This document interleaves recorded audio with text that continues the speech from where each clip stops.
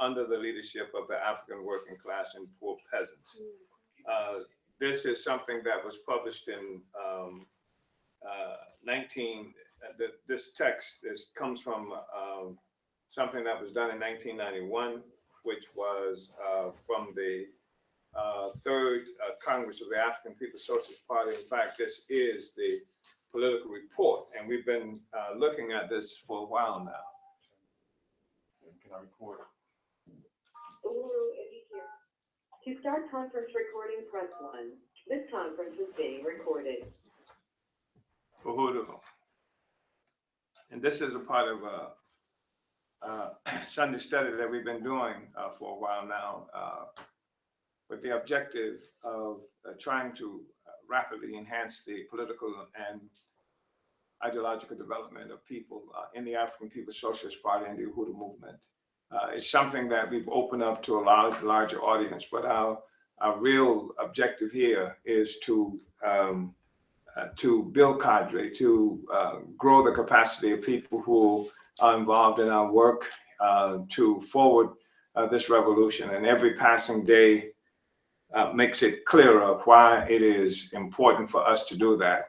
There are a lot of charlatans and hustlers and opportunists and what have you that are extremely busy right now. And the growth and intensity and complexity of the movement, the busier opportunists become, and the more vulnerable people who are looking for real solutions and genuine solutions are. There are people who have deemed themselves the new messiahs who have greater insights than anybody else. They view the world through eyes that no one else can use, etc. We are none of that. We are really struggling to provide a scientific explanation and understanding of the reality that we're confronted with as African people. And our objective is to build an army of revolutionaries, to bring people who experience or witness the suffering of the masses of humanity and certainly of African people into a greater capacity in terms of organization, ideology, to change the world, to overturn our oppression. That's what we are about here. And this is not, the purpose of this is not to have a debate with anybody. This is an opportunity that we're taking to spread a philosophy and the science of African internationalism, to bring people closer to the African People's Socialist Party who are not in the party, and to deepen the understanding of people who are in the party. Now, this seventh chapter that we're looking at is entitled Parties Theory Leads to Solidarity Committee. It talks about the basis of the founding of the African People's Solidarity Committee, something that we did in the party in 1976. And but it talks about more than that, because the African People's Solidarity Committee, as most people know, constitutes or consists of a group of North Americans or white people who have been brought into the party's organization, and it has been a phenomenon that has attracted a lot of attention both inside the African community and outside. And we've been confronted with the fact that many people who talk about white people and their relationship to the world and to the African people's struggle have been awestruck by white people, awestruck because of a seeming incredible power that's in the possession apparently of white people, awestruck because of the brutality, sometimes senseless and vile, that white people have imposed on the lives of Africans and other peoples around the world, and the difficulty that many people have, most humans have, in understanding this kind of brutality that's been imposed on us, and And because it's difficult to understand, we find that really fanciful explanations have been given to the existence and reality of white people in our lives and the lives of people on the planet. This is not a small question, it's a big question. Another thing we'll be doing here is addressing the whole issue of socialism. Now, most people know little, if anything, about socialism and only heard about it. Many people only heard about it because Bernie Sanders has characterized himself as some kind of social democrat, as some kind of socialist. But the fact is that we, the African People's Socialist Party, and socialism is a very, very important to us. It is the beginning of a return to a rational kind of human existence on the planet Earth.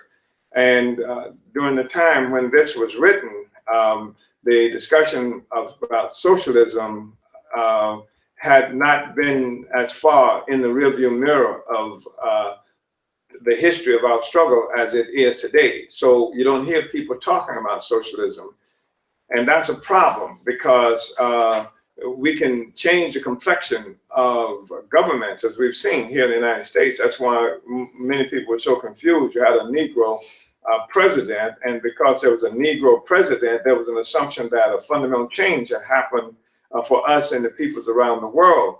But the fact of a Negro president did not change the kind of social system that we live in, any more than if you show up at your bank tomorrow and there's a Negro teller at the window. It doesn't mean that the bank has changed at all. It just means that somebody looks different, is now having a closer proximity to your money and perhaps makes you more comfortable and willing to come to the bank.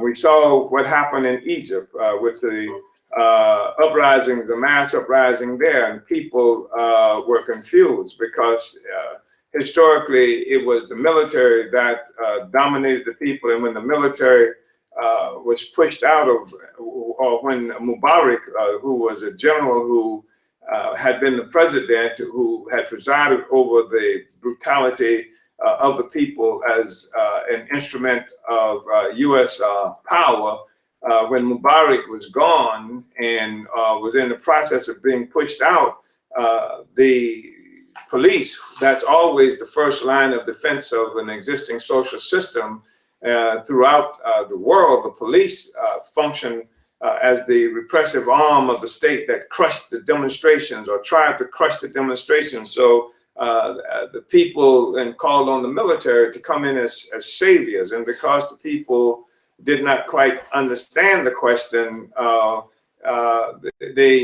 that old saying of be careful what you wish for, because you might get it, came into effect, and the military came back, this time without Mubarak being there, and because the snake had shed its skin, people forgot that it was a snake. The thing is that it's the same social system, and we are involved in a struggle, a condition that came into existence through imperialist slavery and colonialism, that created an entirely different kind of political economy that we know as capitalism. And the process of capitalism being born destroyed the societies that many peoples around the world had lived in, and all of the people, in fact.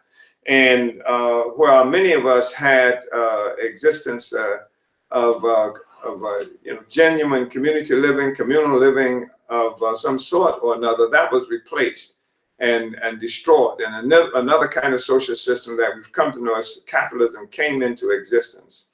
And so we, in order for us to become free, obviously we have to get rid of this domination by foreigners and aliens and white power, white people, governments that they use, states that they use to control the world, the armies, militaries, the institutions like the United States government itself. These function to maintain the domination of our people by aliens, and by extension, the power that has accrued to the United States government through slavery and colonialism has allowed this government to dominate many peoples around the world. So the objective is not simply to change the face of the government, the person or persons or group that preside over it, but to change the social system itself. That is, capitalism has to go and has to be destroyed, and we have to create another kind of social system where the people who produce all the wealth now have are custodians of the institutions of power and authority. That is the working people, the toiling masses of the people all over the world, and certainly that is true of Black people here. So it's a long-winded kind of entry into the discussion that we're going to be having now. And I want to say that the era of the internet that makes young people so much cleverer in so many ways than most other people also dumbs down young people and others. There is a reluctance to read, an unwillingness to study too often. And what that means is that there's a real casual relationship to theory, to philosophy, in terms of direct experiences that the people have. And I'm saying that it's not enough for these studies to be conducted once a week and for me to anybody to preside over the studies, that you have a responsibility as well. You should have read this by now, but I know most people have not, because that's not how our internet works. You get a clip and you try to hold somebody's attention for 4 or 5 minutes at most. You got to have a lot of pictures, graphics, etc. But it can't work like that, because the people who are responsible for showing you those images, they're working from a much deeper and much more profound understanding of the world. They are informed by worldviews that serve to maintain social systems of oppression. And for us to get out here, it means that people like yourselves and ordinary working people, we have to create a whole new working class intellectuals. And I don't mean people who can just understand big words or something like that, but you've got to struggle to understand this. You've got to understand and come into possession of this history as your own, this philosophy as your own. You've got to have the ability to interpret the world and then to go out and change the world based on having possession and confidence in a scientific worldview, scientific explanation of reality. So I want to say that there are a lot of things that will be covered in this discussion that presupposes people having participated and understood stuff that we've done in previous discussions. And that also presupposes that people will actually look at this beyond this quick reading that we're going to do, because it's going to be a quick reading. And the quick reading is not going to give you everything that you need. Mostly this is simply an introduction to many ideas. But if you assume the responsibility of being more than recipients of information, and if you assume the responsibility of governing, of being able to be in charge of our own affairs, of leading, changing the world, then you have to understand this stuff.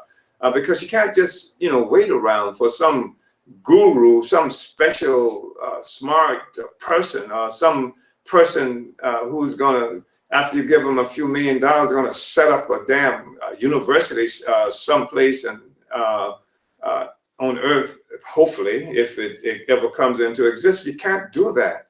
You can't wait for some religious charlatan or something like that to come through. You have a responsibility to go beyond where we are today and to really grasp and understand the science of revolution. So I'm just going to start now on page 93. on the chapter 7 of Izwe, Lethu, Afrika. It is Zulu. It means Africa is our land. In 1976, the party founded the African People's Solidarity Committee.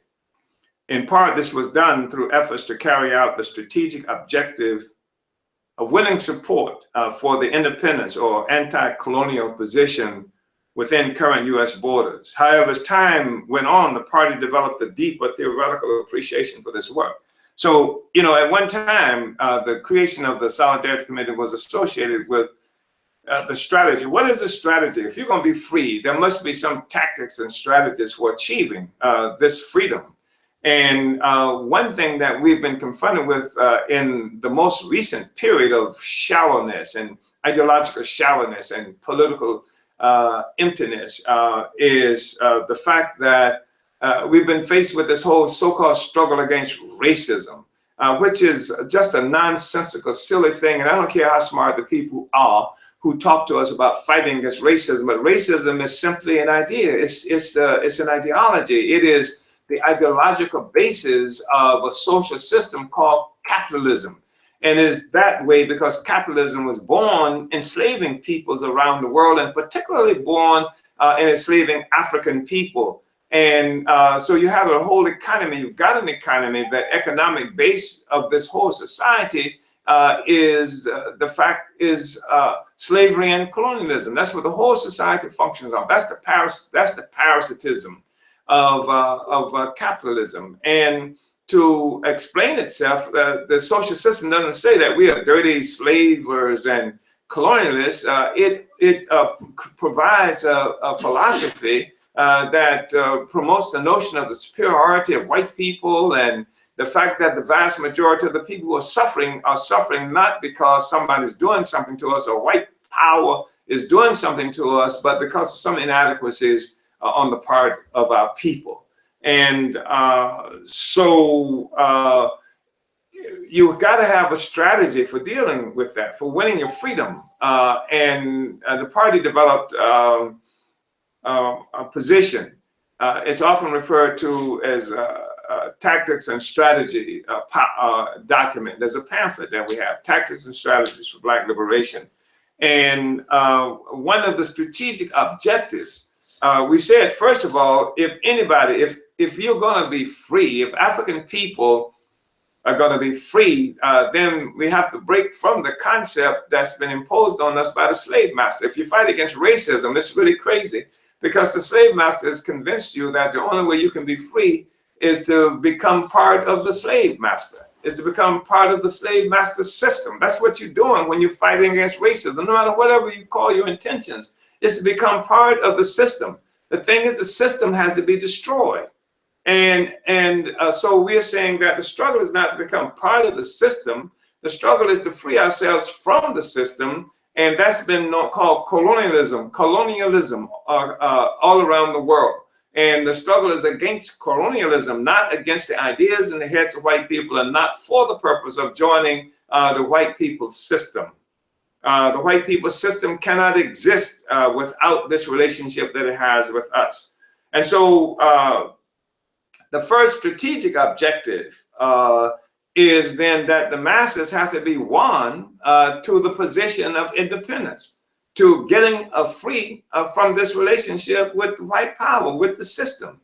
But one of the strategic objectives also in terms of the struggle against colonialism is to win support for this position of independence, win support for this anti-colonial position within the borders of the United States, within the current existing borders of the United States. Of course, we have the responsibility to win it around the world, because we want Russians, we want Mexicans, we want people everywhere to unite with us to get in this colonial relationship. How can they unite with you fighting against racism? There's no way to do that. So in order for the people to be able to unite with you, there has to be something that you can accomplish through this unity, and people can say, I'm sympathetic with them, therefore I unite with their intent, their desire to be free from this relationship. But if you're asking them to unite with you to be against racism, then you're asking them to unite with you to make America a better place that allows you to participate in it. There's a whole big difference here. And then one of the strategic objectives is to win people around the world to uniting with that. And then the other is inside current existing borders. You want people to unite with our struggle to be free, to be independent, against colonialism. And so that's one of the strategic objectives. That's why one of the reasons it's important to have white people who can unite with us, not to make us like them, but unite with us in the struggle to be free of colonial domination by white power and white people. So that was one of the reasons. That's a strategic reason. That makes sense to me. If you want to get out of here, then you start looking at all of the levers that are responsible for maintaining this relationship and say, how do we get out of here? And so you're winning allies, you're winning support, you're winning people who can unite, and people don't have to be liberals to agree with that. That people, Trump, from wherever he stands, has the ability to say, hey, we don't need, for whatever reason, I don't give a damn what reason, because it's not a love affair. For whatever reason that we can get people to unite with our struggle for against colonialism, to unite with us being independent, then that's what we want to do. If there are white people in America who say, I unite with them because this struggle that we're having with them is bleeding our economy, therefore let's let them go, that's cool. But the point is, they can't even do that if they think that what you're fighting for is to make them like you. How the hell can they unite with you? So say that part of it, what we're trying to do, that was one of the things that informed the need to create the African People's Solidarity Committee, to win support for the independence or anti-colonial position inside the United States. But then we said, as time went on, the party developed a deeper theoretical appreciation for the work with APSC. And we have written and spoken about this on many different occasions, but I want to use this quote from the political report to our second Congress, which itself utilized quotes from some previous documents to demonstrate the significance of our solidarity work. And I think it's important that we're able to go to these different documents, these different Congresses, because what it says is that we don't just come up with stuff on the moment. There are people now who are responding to Barack Hussein Obama because for them, it's just phenomenon that just popped up, and how do we deal with this phenomenon? But we can show here a whole trajectory, and that shows that consistency, real unity with the worldview that we've been pursuing all this time. And so here we're reading from the political report to the second Congress. And it's a long quote, so be prepared to be bored. It has been the theory of primitive accumulation which has led the party to a deeper understanding of the implications of our colonial situation and the struggle for socialism within current U.S. North American borders. And we say this because there are a whole bunch of white people, white leftists here and around the world who talk about making socialism happen. And they talk about making socialism happen based on the premise that somehow the white workers, they don't say white workers, they say industrial working class, which is white workers, will have to overthrow the white industrial bourgeoisie, and that will lead to the accomplishment of socialism. We say that's BS, that capitalism didn't come about as a consequence of white people being suppressed, white workers, or even white peasants and serfs for that matter. Capitalism came about as a consequence of what Marx called a primitive accumulation, that is the enslavement of African people and colonization of the peoples around the world. And therefore, if you want to get rid of capitalism, then it's not by empowering the white workers who also benefit from slavery and colonialism. It's about empowering the slave, the colonizer, and what have you. That's the way to socialism. And that's the big discussion, debate, argument that we had for a number of years. And that's why the whites and none of the other socialists, so-called communist Marxists, have ever been able to win African people, the most oppressed sector of the population, to some kind of socialist revolution. And the same thing could be said of oppressed peoples around the world. Why is it only white people have ever achieved this whole socialist thing, notwithstanding what we saw happen in China, and which we can talk about, on some other occasion? Why is it that everybody, there's just the masses of black people and Mexicans and other people just aren't smart enough, or just too backwards to understand the science of socialism? That's BS. The real lack of science is by those who would liquidate the fact that every damn thing they got has come as a consequence of enslaving Africans and other peoples around the world. Therefore, if you want to end this kind of social system, then you unite with the slave. But the problem is that even though they say they want to end the social system, really what that means is they want to end whoever's in charge of the social system that they've identified as the industrial bourgeoisie, because ending the social system means empowering the slave, and there are very few whites who want to empower the slaves and empower the colonial masses of the world. You with me? If you don't believe it, I'm going to show you during this process where there are whites who call themselves socialists who said as much. So we say that if you're really interested in socialism, then what has to happen is capitalism has to be destroyed, which can only happen through the emancipation power to the African black power, to the African oppressed peoples and other peoples around the world. So it has been the theory of primitive accumulation combined with our struggles to resolve the contradictions within the solidarity movement, which has led the African People's Socialist Party to understand that the structured relationship between the party and APSC is exactly correct. It is a concrete reflection of our theoretical understanding of the political and social reality presented to us by capitalism and colonialism in the US. The party has always understood that no theory for the liberation of our people can be subordinate to the promise of North American solidarity. It may be necessary to win our liberation independent of any strategical relationship with progressive North American forces. It might be. Our struggle for independence through self-liberation, thanks to the primitive accumulation factor, will undoubtedly set the vast majority of North Americans against us, creating the probability of our struggle for independence assuming the form of a race war. That would be a hell of a and terrible, horrible kind of thing, because it's the whole thing that confuses. This is one of the things, we're looking at the Trump election today, and we've already identified, well, we will. Let me just move it forward. Moreover, as socialists, we had to face the practical problems which is blocking the struggle for socialism within current US borders, namely domestic colonialism. Indeed, the struggle to defeat domestic colonialism is the fundamental practical problem confronting every genuine socialist within current US borders. Therefore, it became clear to us that the political and strategic basis for the existence of APSC and its ideological and structural relationship to the party were also grounded in a firm theoretical basis. It is a theoretical basis which is consistent with our long-term perceptual understanding that a victorious struggle against colonialism would provide the basis and conditions for an immediate struggle for socialism, and that within that fact lay the basis for objective unity between African people and the progressive and working class North American people.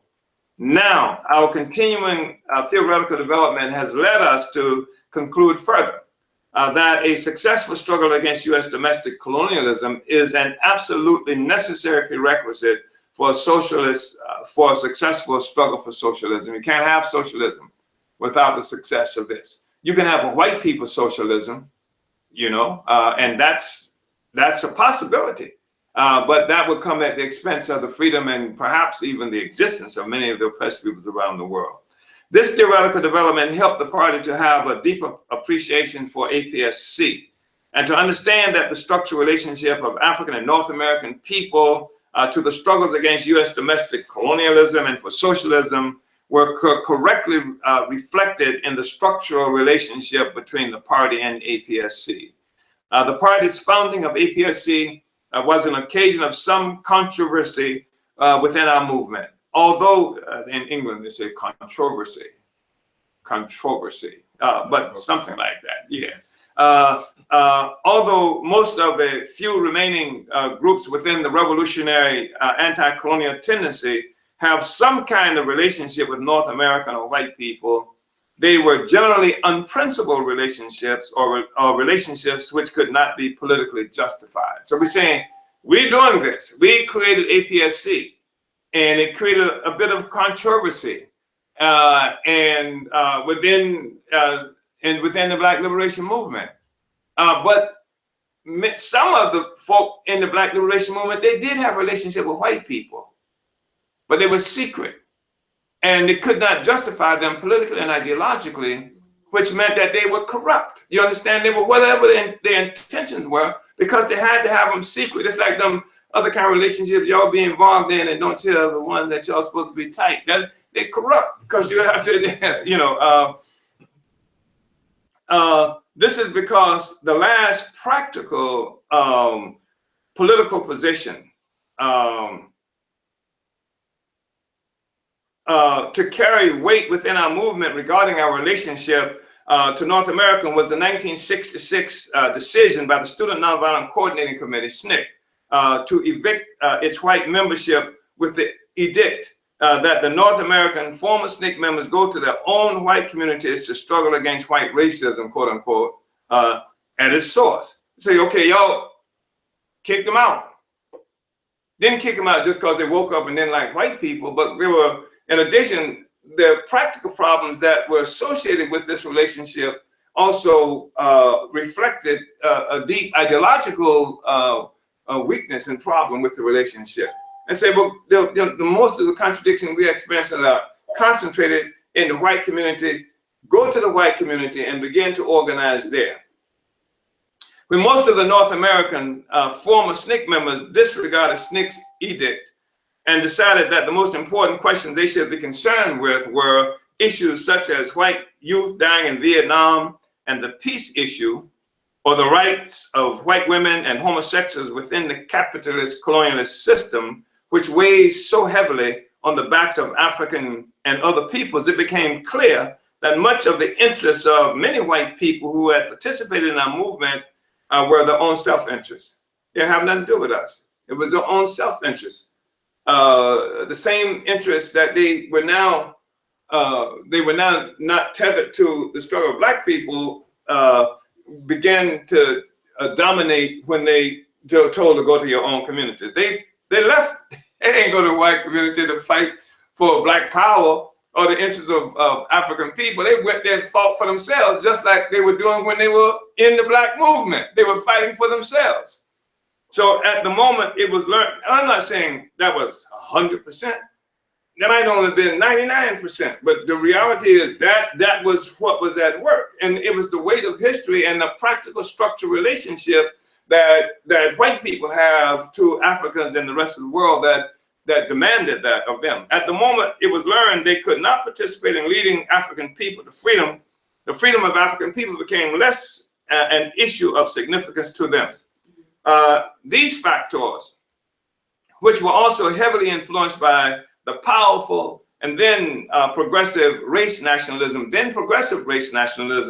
of the Nation of Islam, gelled to constitute the basic stance of genuine African anti-colonialists up to and subsequent to the defeat of the Black Revolution of the 60s. So it was the SNCC thing, it was the Nation of Islam and its position, race nationalism, those things were dominated the worldview of people who were involved in the anti-colonial struggle. And even now, people who, many of the so-called anti-colonial people say they are for independence, rely on that assessment from the old Nation of Islam. You know, the white man, you go your way and we go our way, and you know, the white man is the devil, evil, inherently problematic, or something, you know, but it doesn't say how do we win and what is the material basis for this relationship. So this was the stance that the party's founding of the African People's Solidarity Committee had to contend with, the politics and political line which had their basis in the struggles of a past period attempted through the mouths of some anti-colonialists to determine the struggles of today. With me? So hence, although the differences in the two periods were reflected in the secret and sometimes subjective relations that existed between the anti-colonialist and North American groups and persons, their inability to justify these relations politically contaminated them and robbed them of principle. At the same time, it was possible for representatives of these same groups to slander the party in our relationship with APSC, even though it was quite open and based on revolutionary principles contained in basic party documents, such as our general party program, tactics and strategy that I just mentioned, and other documents which are particular to our relationship with APSC. This was one area of controversy, right? So, I mean, it wasn't secret. We printed it. We had conferences. We let the whole world, and then we said, this is the basis for the relationship. This is the basis.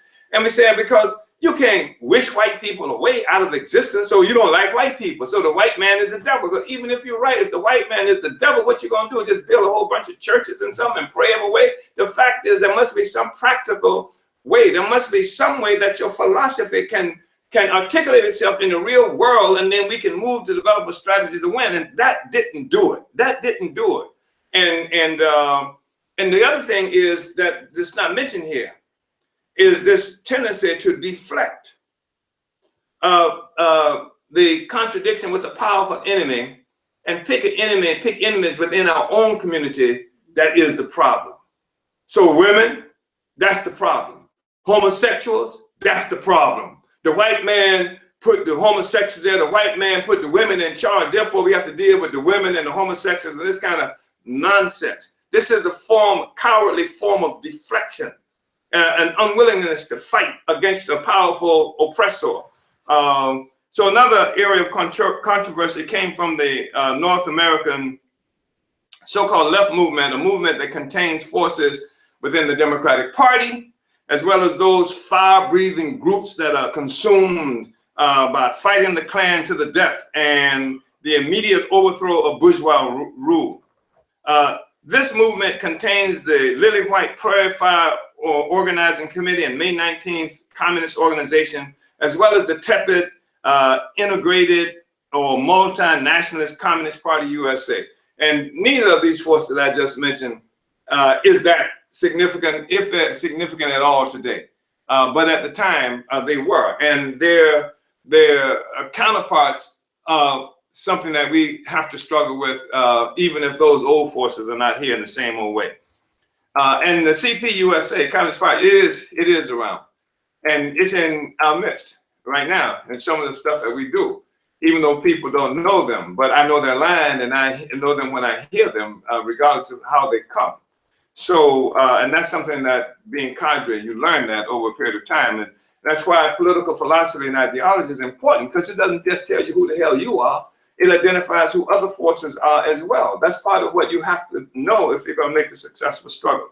So we say the white left was opposed to our relationship with APSC essentially because over the years, subsequent to the defeat of the Black Revolution of the 60s, the North American left, physically unscathed by the counter-revolutionary repression of the period, emerged as the spokespersons for our movement, of our people in our movement, and have been determined to contain the revolution within the US so as to guarantee white power, which is imperialist power, will not be overthrown. So, you know, look, Malcolm was killed, King was killed, Bobby Hutton was killed,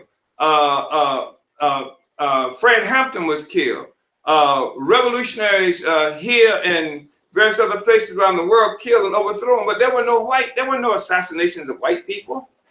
The white left wasn't seen as such a threat that they had to assassinate them and wipe them out, you know, raid their houses in midnight and shoot up every damn body there.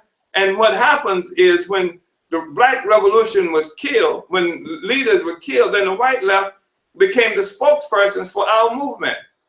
They became the one who said what Black people believed in, what Black people, what African people wanted, what was good, not us, you know, because we couldn't speak from the grave. And so they were the ones who became, and so they protected this relationship. And so when we show up on the scene, we threaten not just imperialism, this, you know, vast, abstract concept and force out there, but we threatened them too, which means that they had become whatever left extensions, if you will, of imperialism. Do you understand what I'm saying?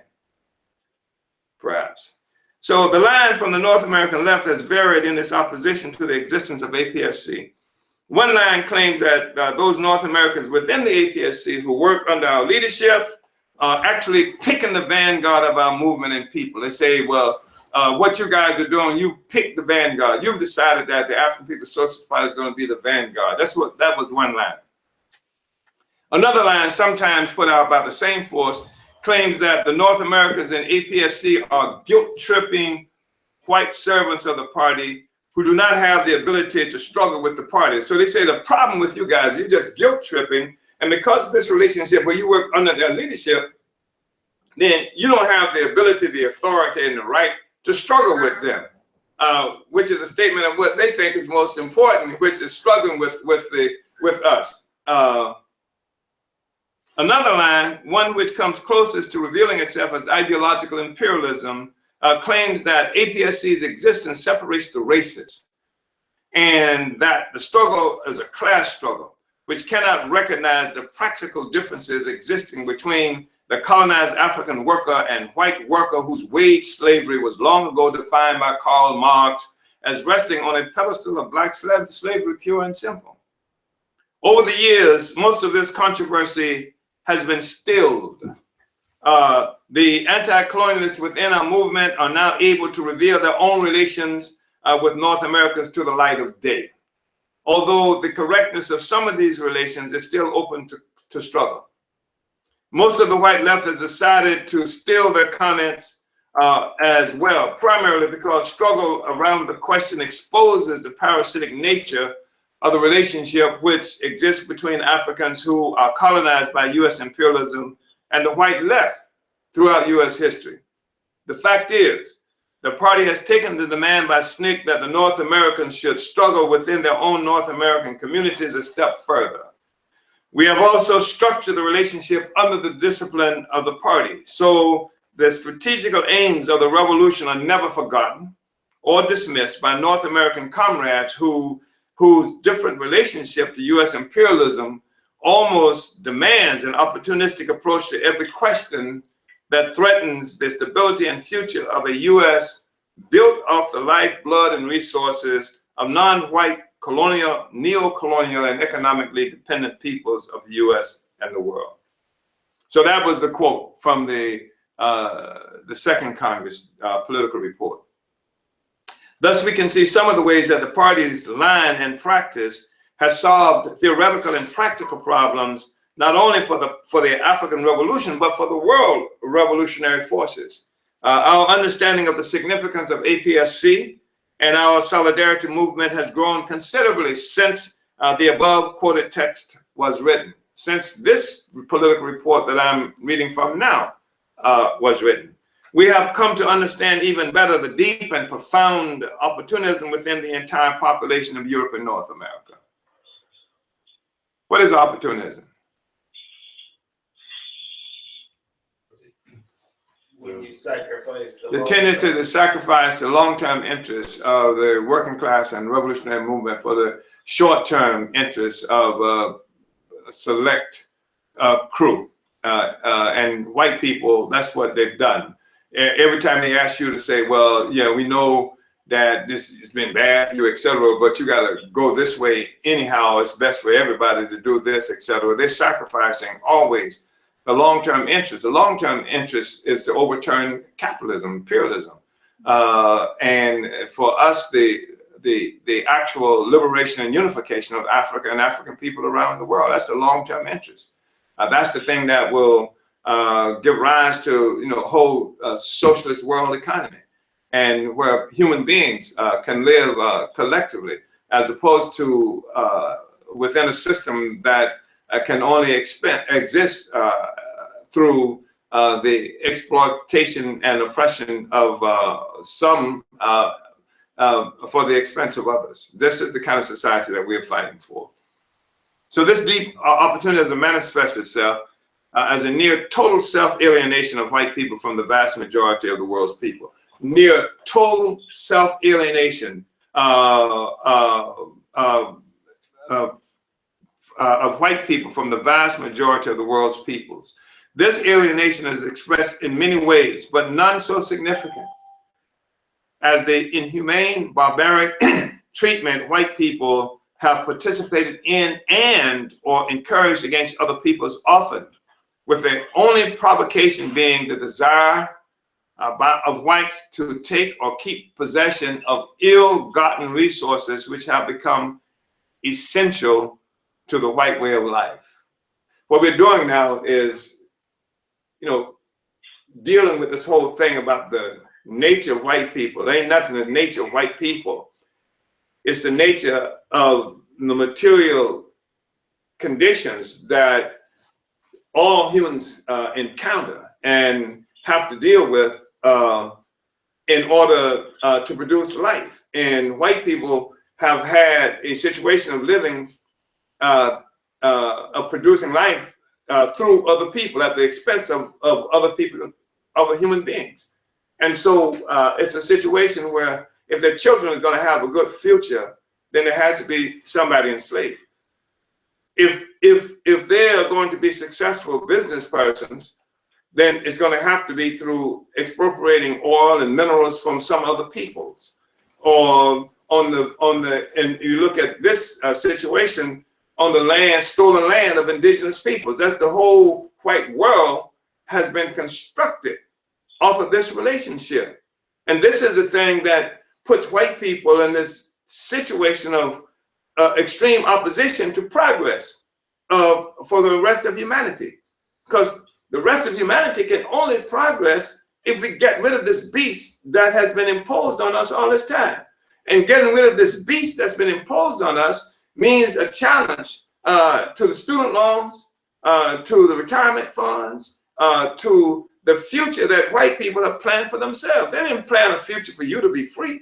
They planned a future for their children to be able to take the traditional trip to Europe upon graduation, et cetera, et cetera, et cetera. This is a material relationship. That's the point that I'm making. It's a material relationship.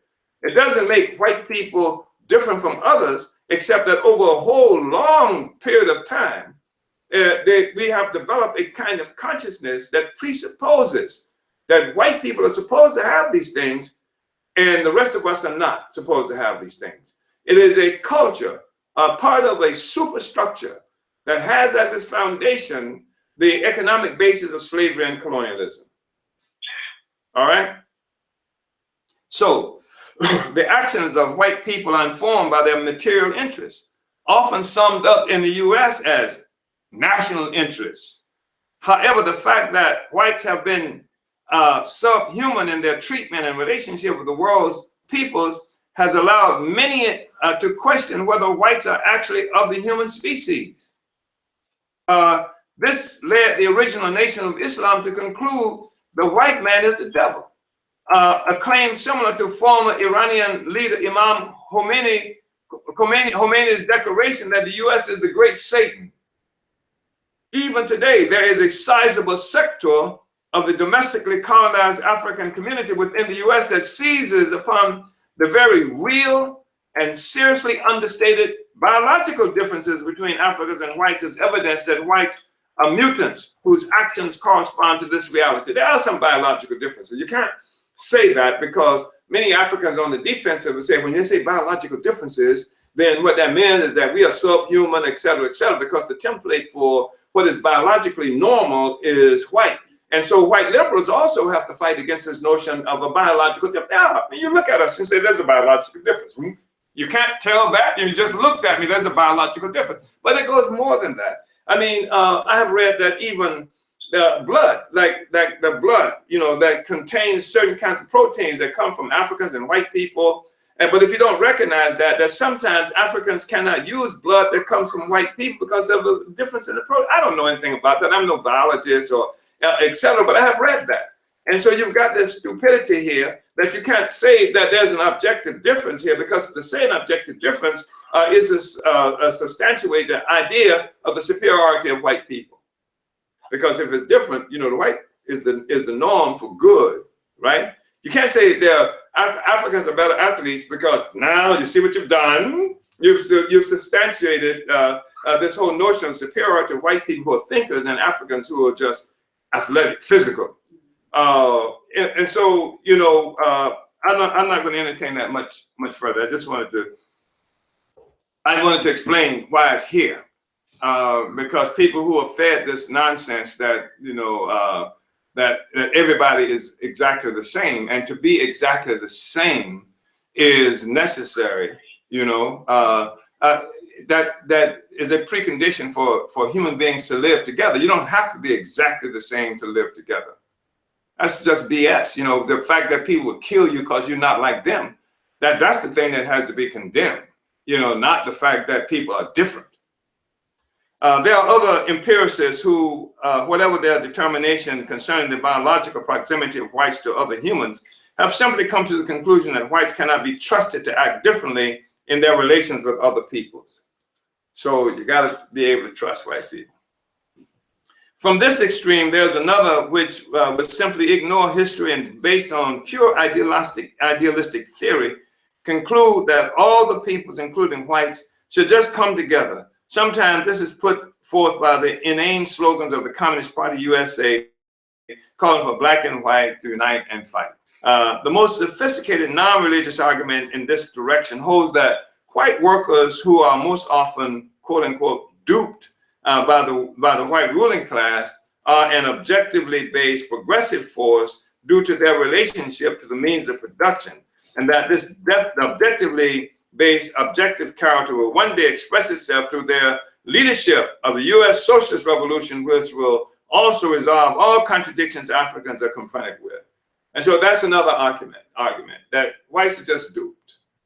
You know, these white workers are just duped, and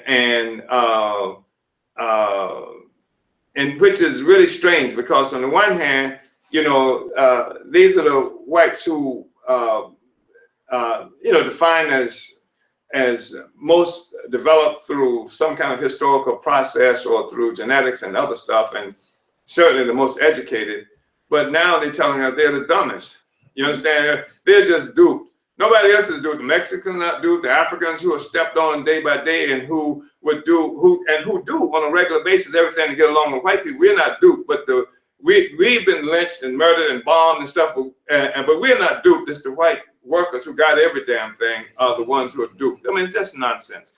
What African internationalism has done, however, is to determine that there is a materially based scientific explanation for white opportunism, and that the struggle against that opportunism is best represented by the relationship between the party and APSC. In September 1981, the party explored this material basis of opportunism in our main resolution to our first Congress, and I'm just going to read briefly an excerpt. Quote, this is it. This is an excerpt from the political report to the first Congress that happened in 1981. Quote, living in a country built and sustained of slavery, colonialism, and neo-colonialism, the impact of victorious revolutionary struggles reaches down into the gas tanks, shopping centers, and tax brackets of the North American population. There is an objective relationship between world slavery and US affluence. And up until now, the North American population, opportunistically and demagogically led by their stomachs, pocketbooks, and corrupt leadership, have chosen the continued enslavement of the world. In the US, imperialism was constructed off the enslavement of African people and the near decimation of the native population. This system has been the cornerstone of world capitalism since the Second Imperialist War, which means, among other things, that the resources, the wealth, the near slave labor of the vast majority of the peoples of the world have been the basis for the development not only of the wealth of the ruling class, but of the entire North American society. Consequently, the bases of opportunism within the US are very deep. The opportunism of the North American people reflected in the opportunism of the North American left, remains the primary contradiction which prevents the unity of the North American working class and the African liberation movement in our struggle for independence through self-liberation. I'm going to read that paragraph, that sentence again.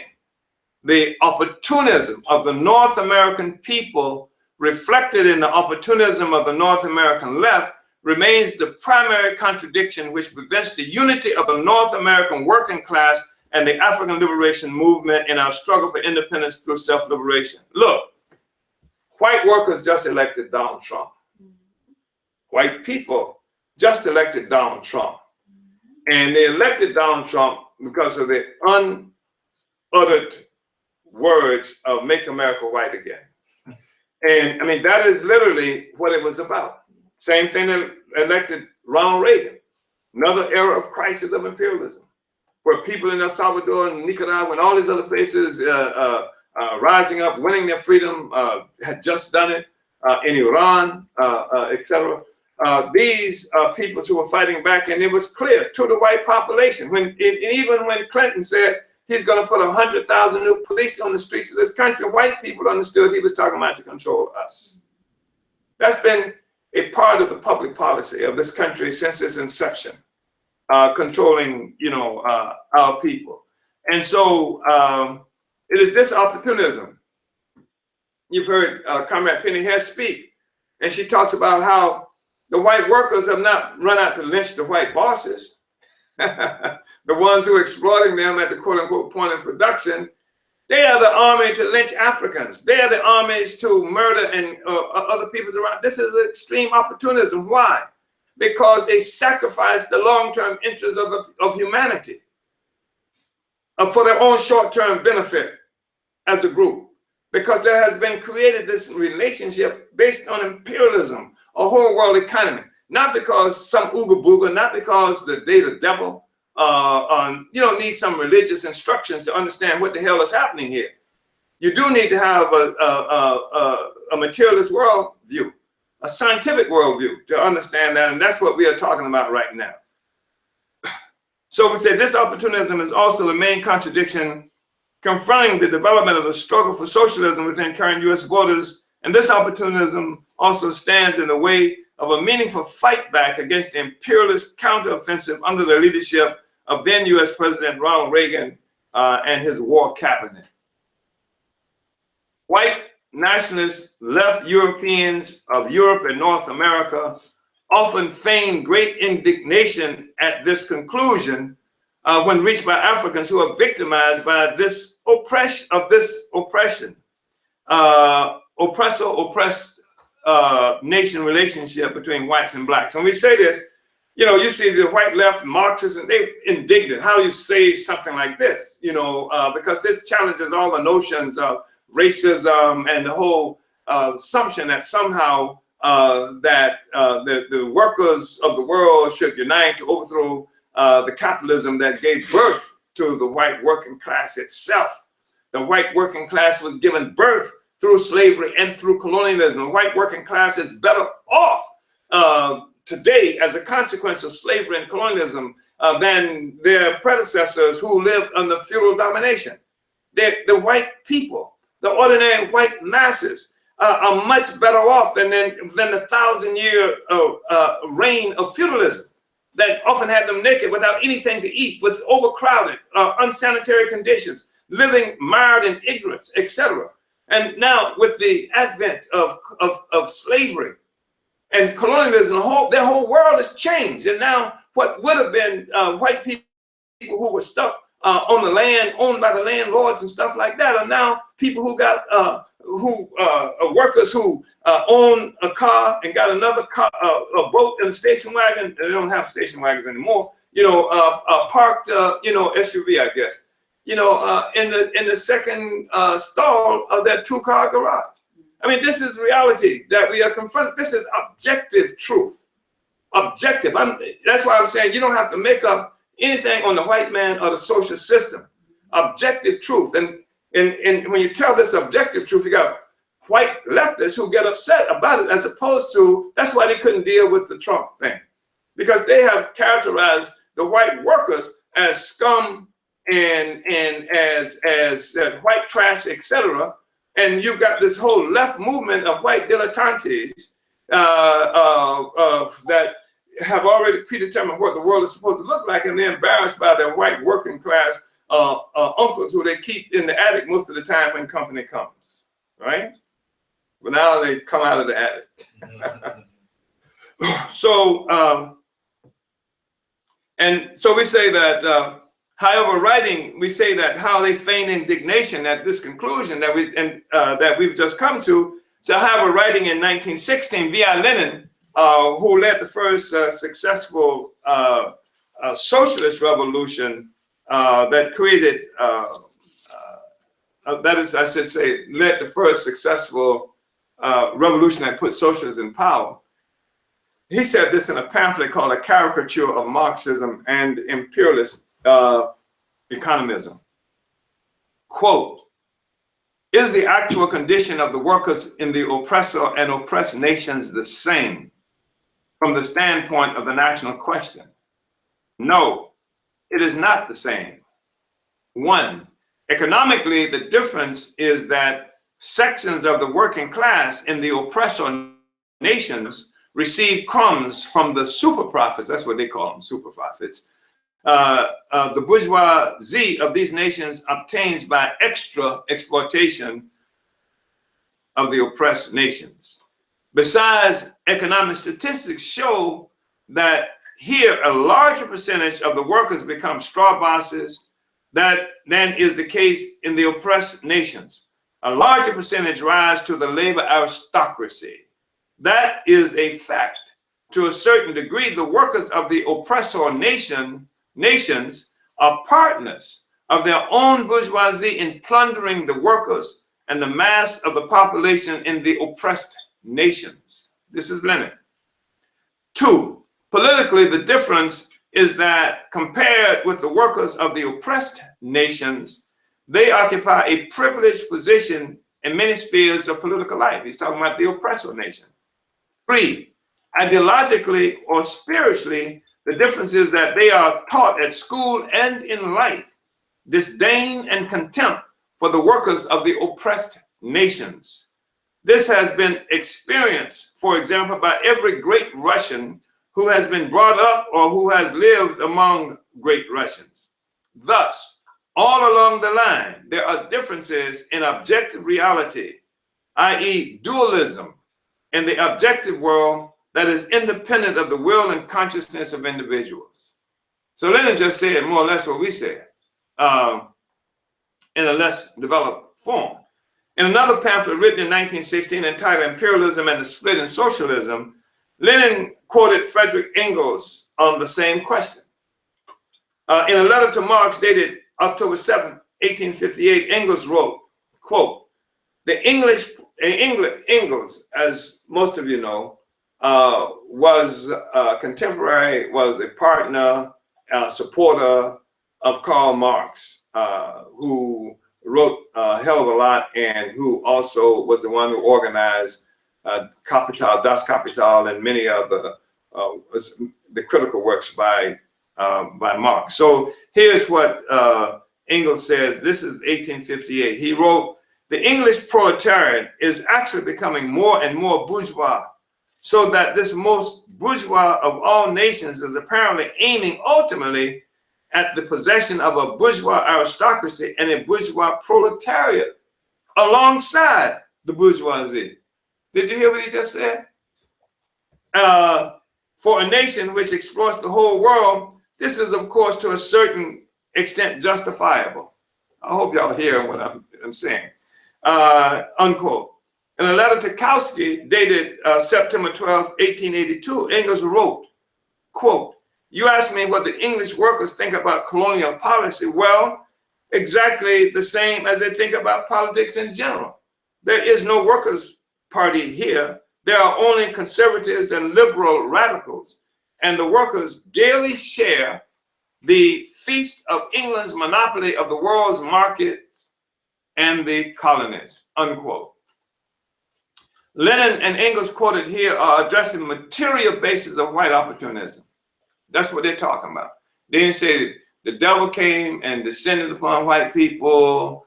They say there was some genetic freak accident happened where in the process of transporting someone from this place to that place, a fly got in the machine and created a different kind of living species. It's quite a materialist explanation. Lenin and Engels quoted here addressing the material basis for white opportunism. However, this opportunism that we are speaking of here is actually deeper than what Lenin, Engels, or Marx ever fully understood or accepted. What we're talking about is even deeper than what they're talking about.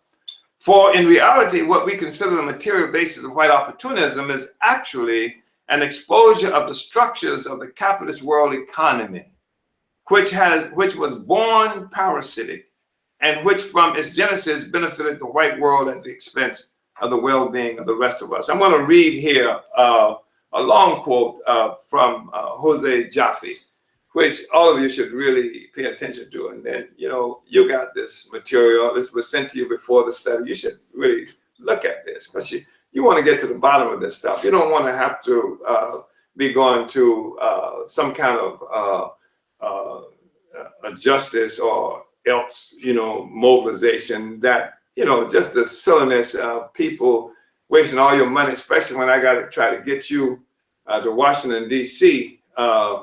On January 14th, the weekend before this damn inauguration of Trump. And you don't spend all your money going to a no justice or no else march. You know, you saw people you ain't seen since the last demonstration. Anyway, so we're going to quote, it's an excerpt from A History of Africa by Jose Jaffe. It provides a glimpse of how the rise of parasitic capitalism off the enslavement of Africa gave rise to the European and white world and provided a material basis of the European and consequently North American wealth that is considered the Western way of life by white people, including the advanced representatives. The advanced representatives, of course, being, you know, the communists, etc. So here's Jaffe. And I'm just dropping all of this stuff, you know, because this is, again, we're talking about the material basis. How do you want to understand the world? You want to understand the world, you know, saying, well, you know, I'm going to pray tonight and then hope everything is better tomorrow, which is what most of our movement is about. Going through the coffee leaves, coffee grinds to try to, you know, see how history is unfolding. There's a material basis for it. Africans, you don't have to be scared of it. You can know more or less how things are unfolding, and this is what this is about. So here's Jaffe, because it lays down part of the historical basis, and there's some stuff he's inaccurate with, but by and large, where he's going is absolutely correct. So he says, quote, I would like for people, if you would, to mute. If you're not talking, please mute your phones, comrades, because we can hear all your business, and that's not what it's about. So mute your phone, please mute. Please mute. Mute your phone, please. Mute your phone. I think, can we mute from here? Don't mess with it if you can, if you're unsure about this, but we need to mute your phone because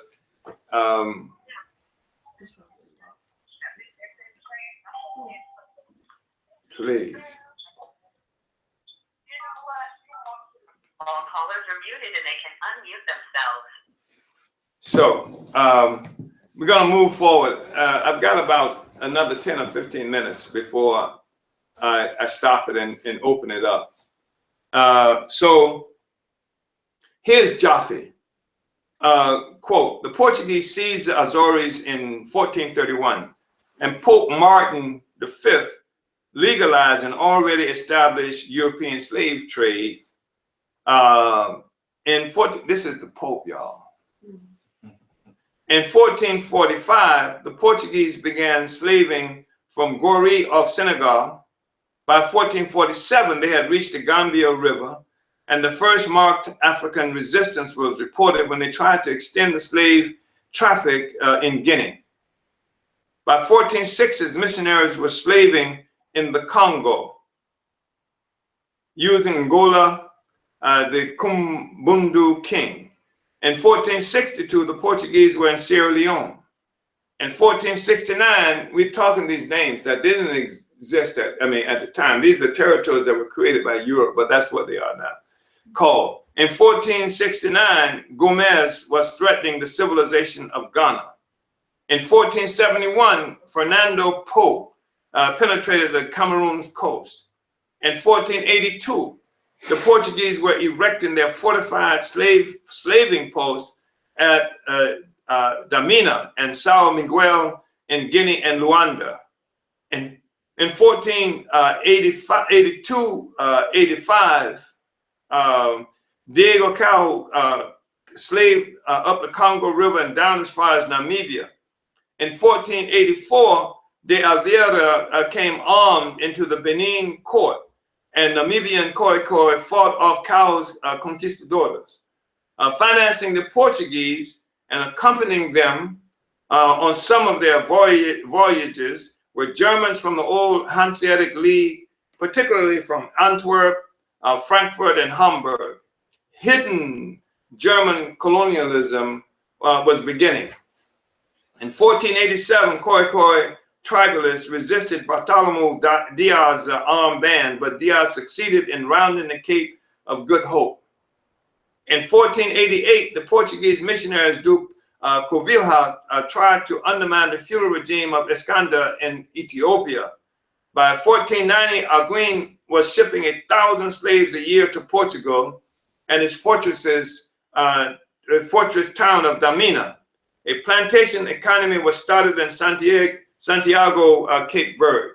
In about 1500, Portugal alone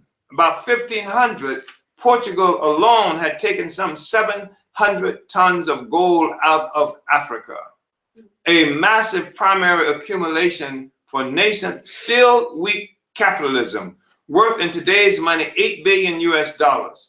The first installment of some 13,500 tons of gold, worth about 160 billion US dollars, more now than when this was written. Estimated by Mani of Dakar and Paris universities to have come out of the Niger Sudan complex alone during the whole colonial period. By 1490, Sao Tome was a slave port, and slaving and sugar plantations worked by slave labor had reached Benin itself, where the king was corrupted by missionaries. In the same year, the missionaries were baptizing those chiefs who collaborated, while Wolof and other peoples were opposing armed resistance to the slavers. The capture were opposing armed resistance, you see, to the slavers. These were Wolof and some other peoples. The capture of Granada, the last Arab stronghold in Spain by Spanish mercantile feudalism in 1492, paved the way for an even more rapid escalation of European colonialism in Africa. Anybody remember 1492? Say something quickly. 1492, Columbus sailed the ocean blue.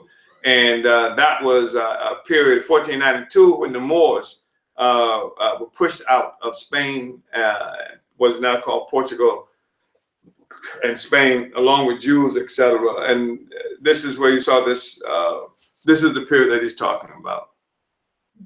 An even more rapid escalation of European colonialism in Africa. By 1500, Vasco da Gama began the Portuguese destruction of the civilization of Zanzi and to a lesser degree of Monomotapa. And from then on, all three types of African despotism began to oppose mass resistance to the Europeans. By 1503, Lisbon was already exporting African slaves to the Spanish slave owners in the West Indies. And Portugal had surrounded almost the whole of Africa with its armies of slavers. This is by 1503. In 1493, Pope Alexander VI had divided the world into Spanish and Portuguese spheres of interest, in effect pronouncing the first time that Europe was to rule the world, 1493. And then the 15th century then saw the multiplication of the primary accumulation of European capitalism, and Africa played the most important part in the process as the principal arena of European colonialism, the very genesis and foundation of the capitalist system. From the turn of the 16th century, the Americas and Asia were added to this foundation of Africa. And out of this totality arose capitalism and modern Europe itself. Before capitalist colonialism, there was no Europe. Only a collection of feudal, mercantile, and tribal towns, farms, villages, discrete states and kingdoms vying and warring with each other, just as in Africa, but on a different property basis, that of private property in the land. Europe then was neither a concept nor a reality, at most a vague idea that Arabs, but not Europeans, had long ago of someplace northwest of Greece. As long as Europe remained isolated from the world, there was no Europe. When it became connected with and dependent on first Africa, then the Americas, and finally Asia, it began to become a reality and an idea. Only when Portuguese, Spanish, French, Italian, Dutch, German, Dutch, English, German, Danish, and Swedish confronted and clashed with Africa, America, and Asia, did the need arise for them to consider themselves as a sect, a whole, different from, hostile to, and eventually superior to Africans, Americans, and Asians. Colonialism gave them a common interest. This common interest, slaving, plantations, the world market, looting, precious metals, spices and territory, markets and sources of wealth, was also the source of their conflicts among themselves. From 1500 on, they had already started to quarrel and fight over the colonial booty. In these intra-European conflicts, Portugal and Spain had at times to give way to Holland and France, and these in the 18th century to Britain, while German hidden colonialism, Calvinists, Catholics, and Jews alike steadily garnered what they could of the booty without shedding their blood or losing their own property in the process.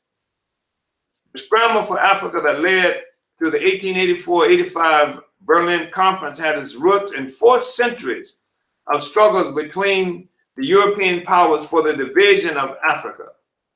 Colonialism, the basis of European unity, was the basis also of its disunity. Europe was born out of colonialism as the exploiting, oppressing, negating pole that tried always to destroy and assimilate its opposite pole, the rest of the world.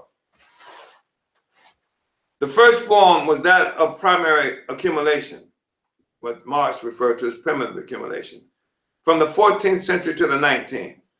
The next was that of regular accumulation, with an inertial momentum carried forward from the primary accumulation.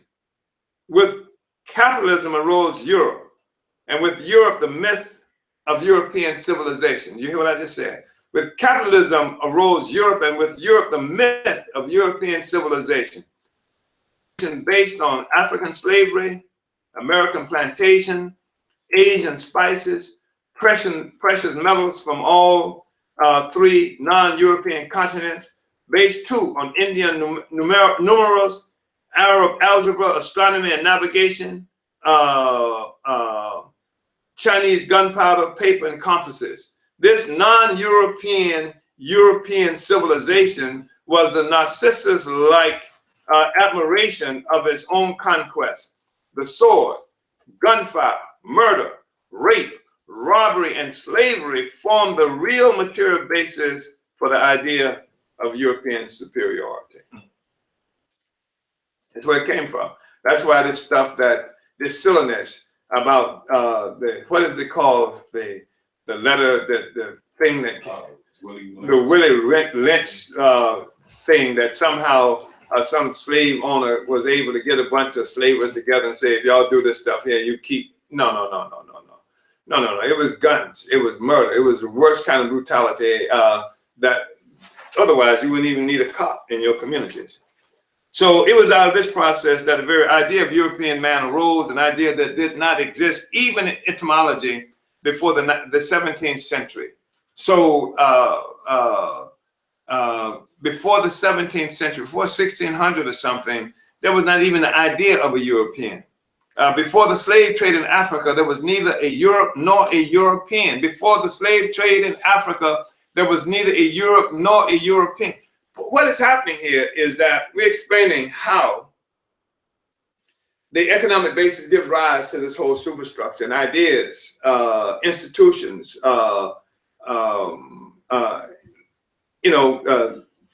sometimes, culture, etc. That's where it came from.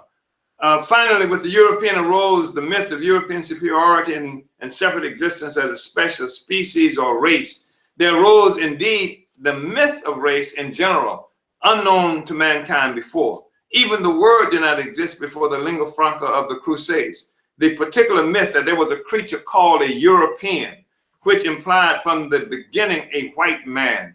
Colonialism, especially in Africa, created the concept and ideology of race. Before capitalist colonialism, there were no races. But now, suddenly and increasingly, there were races. Once born, the myth grew into a reality. So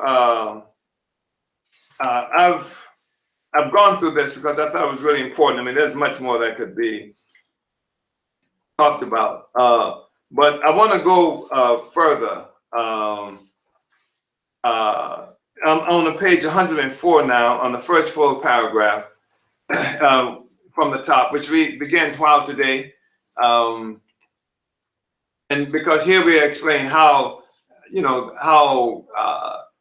what we're talking about is just not some abstract, nothing. And the struggle that we've had with, for the liberation of humanity, that we are vanguarding, that we are leading as the African People's Socialist Party and African internationalists. We talk about those forces that we've had to contend with, who have, call themselves our allies, our friends, and on our side. And many Africans are still connected with these forces, some of whom we work with on a daily basis. And so while today, white left nationalist opportunism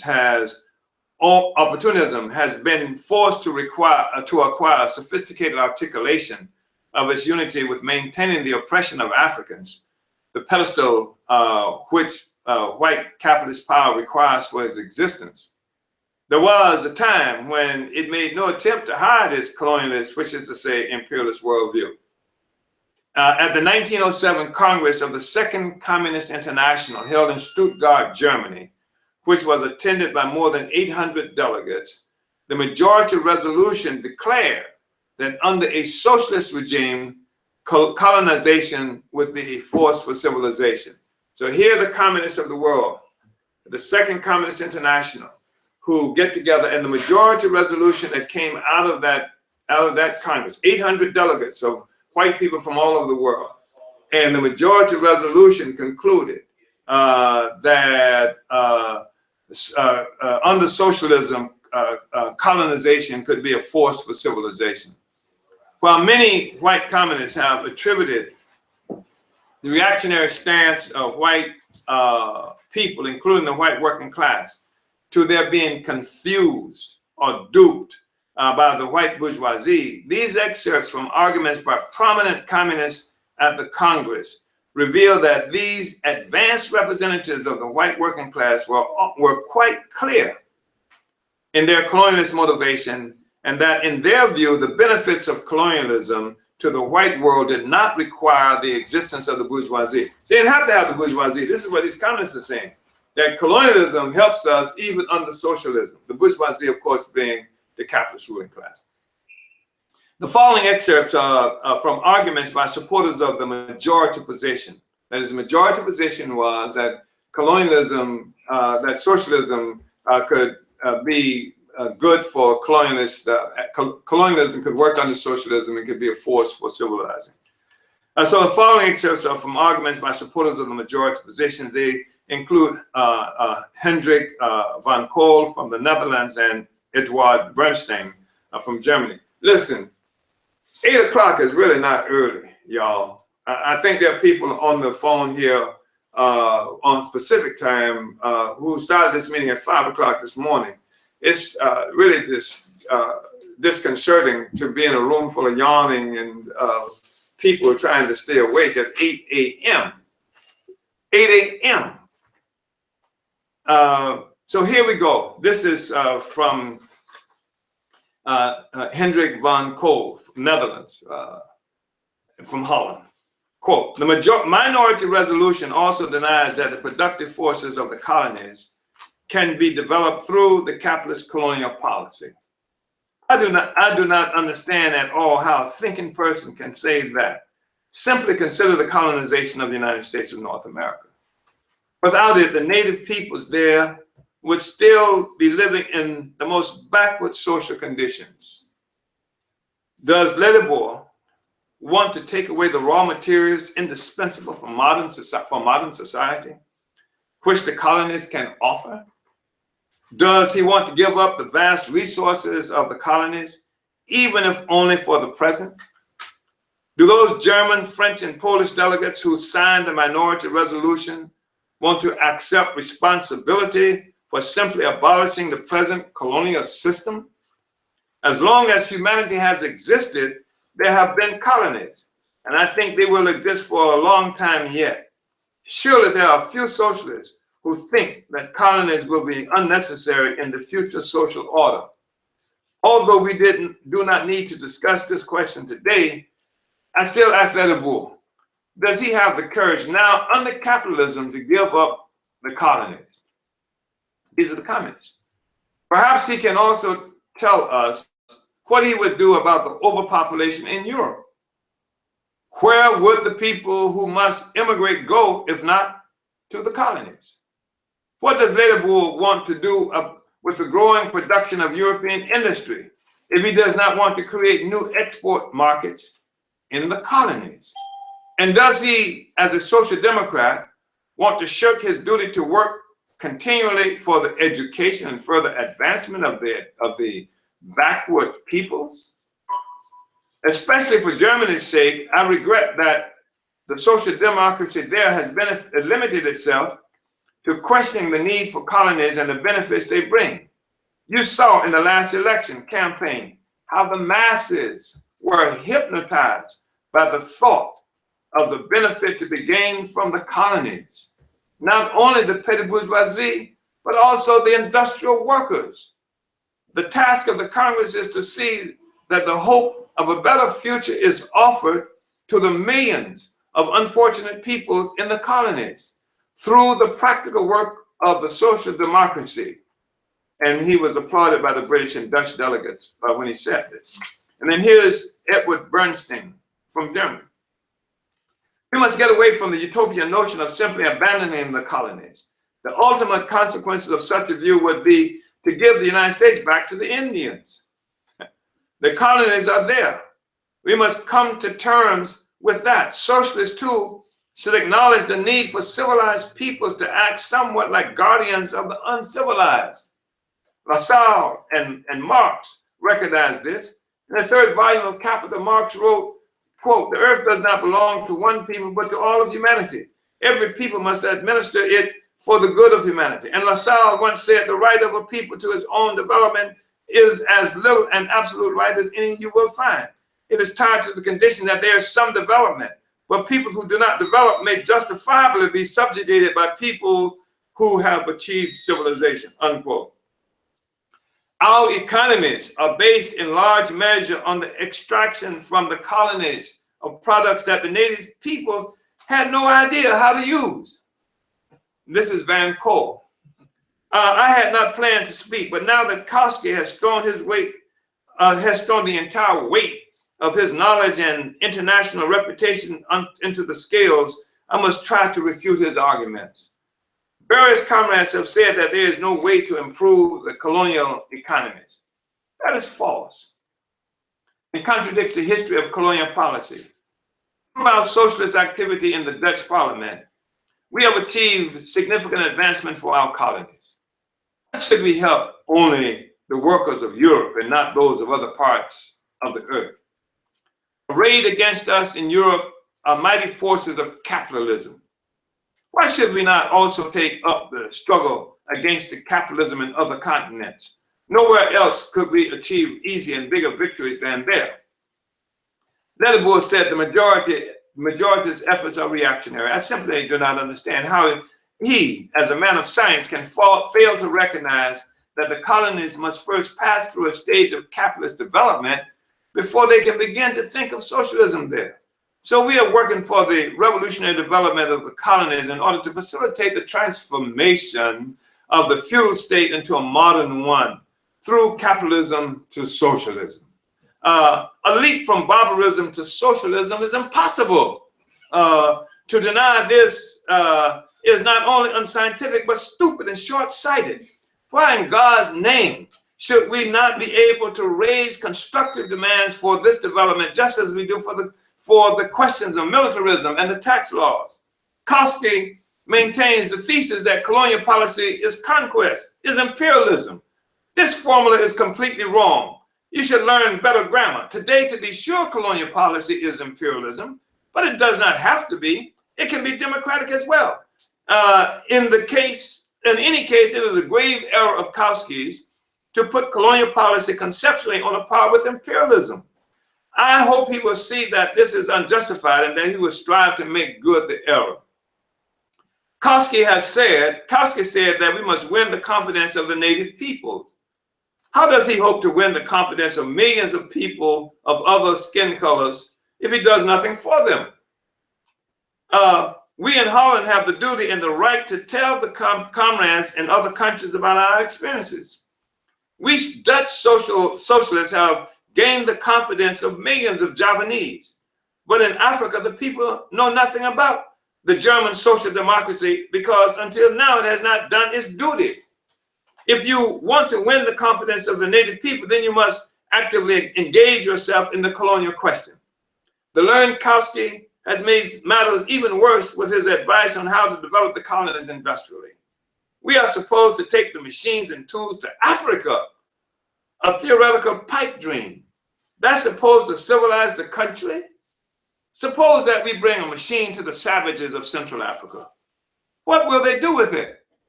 Perhaps they will start up a war dance around it. Loud laughter. Or increase by one the number of their innumerable holy idols. Laughter. Perhaps we should send some Europeans to run the machines. What the native people would do with them, I do not know. But perhaps Kautsky and I will make the attempt. Perhaps theory and practice will then go hand in hand into that savage land with the tools and machines. Perhaps the natives will destroy our machines. Perhaps they will kill us or even eat us. And then I feel... You just thought that. And then I fear that rubbing his belly, given my superior corporeal development, I would have precedence over Kautsky. If we Europeans go there with tools and machines, we would be defenseless victims of the natives. Therefore, we must go there with weapons in hand, even if Kautsky calls that imperialism. And then from the hall, very true from a part of the hall. Furthermore, the natives suffer now, et cetera, et cetera, et cetera. So you can see what I'm talking about. So we say African internationalism will not allow a party to construct some fanciful notion of reality upon which to base the policies of our party. We are materialists, and we base our policies on the world as it actually is, rather than basing our policies on the world as we would like it to be. Those who ignore the real world, and base their policies on the notions in their heads on the world as they would like it to be, are idealists. So this is actually the last part. Philosophical idealism is the world view of the white ruling class, and all who embrace this worldview, whether intentionally or not, embrace the worldview of the oppressor. The fact is that capitalism was born as parasitic white power and must be destroyed as parasitic white power. Genuine communists of all nationalities must be consciously committed to the overthrow of white power, and white communists must be committed to the struggle for the victory of black power over white power. The beginning of the process of white communists in the US and the world to abandon the interests of imperialism and to integrate their own interests with the interests of the toiling masses of the world is to subordinate their interests to the struggles of the oppressed peoples of the world to overthrow parasitic white power. In the US, this can only be done through joining the anti-colonial struggle for black power. Concretely, this means joining the African People's Solidarity Committee, an organization of and subordinate to the African People's Socialist Party, the advanced attachment of the revolutionary African working class and poor peasantry. So that is it in the study. And what I would like to do now is to entertain discussions and questions. And I know, as I said, this was a long chapter, and there were a lot of long quotes which necessarily made it complicated. But I'm hoping that we succeeded in whetting the appetite intellectually of many of the people who on this call. So I want to open it up. And I think we muted people, and we'll unmute the phones right now so that anybody with who wants to participate in this discussion can do so. Please do so. And I would call on, although we've unmuted, although we're unmuted, I would really call on people who are not talking to mute. And I would like to have an expeditious discussion because we don't have a lot of time, but I want to open it up. And so don't hesitate to participate, Uhuru. So I'm hoping that people are still there, that you are not rocked to sleep. Uhuru Penny. African People's Solidarity Committee. Yes, I mean, I just think this chapter is so profound, and it does lay not only the theoretical and strategical basis for creating APSC, but it just lays the evidence, you know, as well. And I mean, it just describes, and it's irrefutable, the basis for forming the Solidarity Committee under the leadership of the African People's Socialist Party and the African Revolution, and showing that when we were sent out by SNCC to go into the white community to win solidarity with the African liberation, but we didn't do that. We just took up the struggle around the Vietnam War from our own self-interest so that white people wouldn't be drafted to go to that war, basically. And I think that the,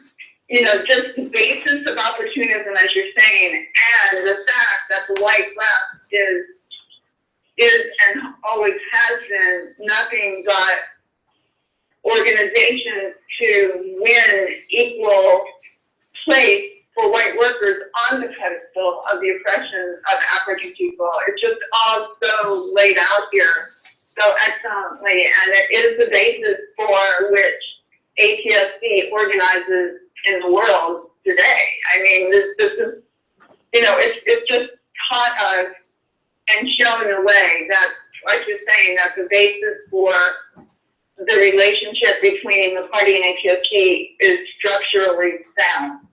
The APSC has to be under the leadership of the African Revolution.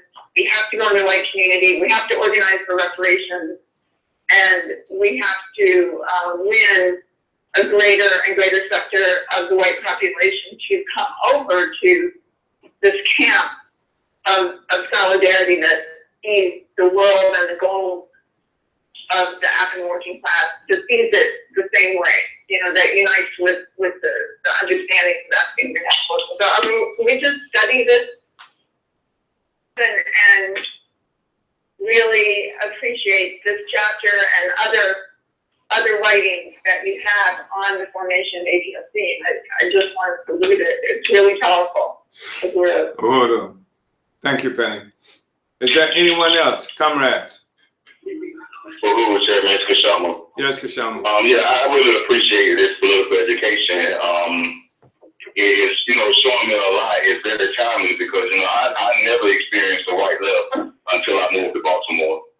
And then when I experienced it, when I stopped them and see, the stuff that they're promoting, it's all about fighting racism, all about, the working class, and they never making a differentiation, between the African struggle. They never acknowledge it. And I see a lot of times there's even a slight resentment when I make statements as far as, the African working class leading our struggle and talking about capitalism and the primitive accumulation of capitalism.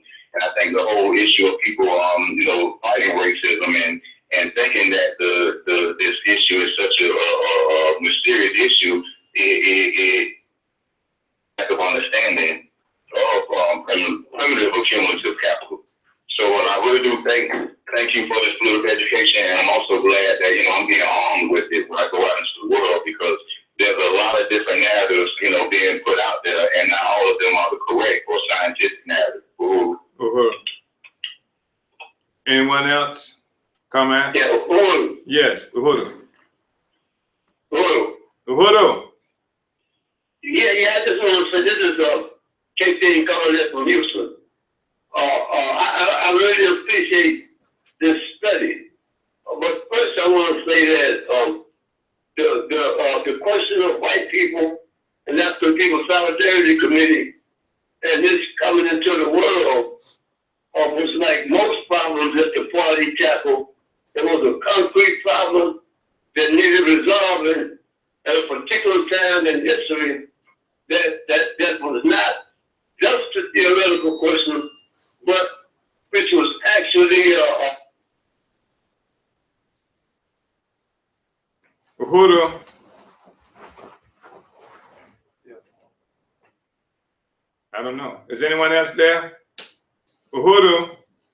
Did we lose everyone?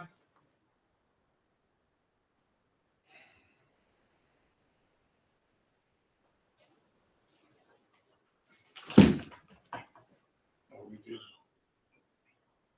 Uhuru. Lost the speaker. But it wasn't. We just lost the speaker. The speaker, I can still hear them. No. I'm sorry, comrades.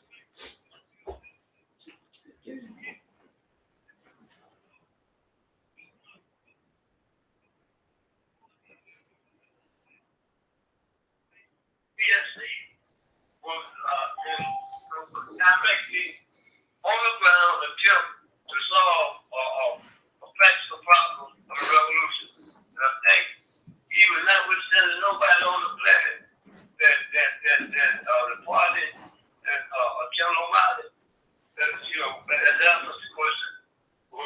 Uhuru. Thank you, K-Fing.